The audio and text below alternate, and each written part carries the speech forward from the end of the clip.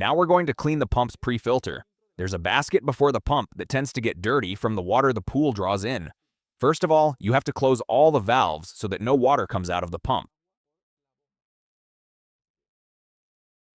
So we close the skimmer, we close the bottom drain, we close it and close it again. And we also have to close the filter. So we do this with the pump off, in the closed position, and all the valves closed. If I forgot to turn off any of the taps, we'd see that when I open the lid,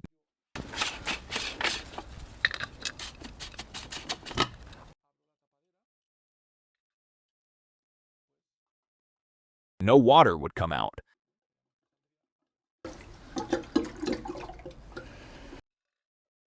So we remove the lid, being careful not to lose the rubber seal. This is the basket that, as you can see, collects dirt that comes in from the pool. Once we have the basket, the pump pre-filter, we place it. Always remember this hole at the inlet. There's only one position that fits correctly, so it doesn't rotate. It's now properly installed. Now we put the lid on. Lid, screw,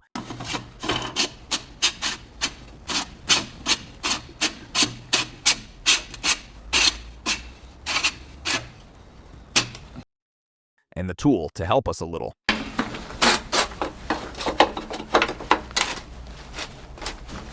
Just press it down a bit with your hand. That's more than enough.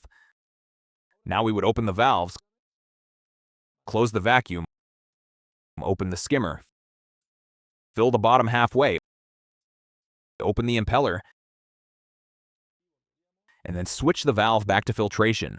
I already have the pump with the basket clean, and I could put it on automatic or manual, and the pre-filter would be clean.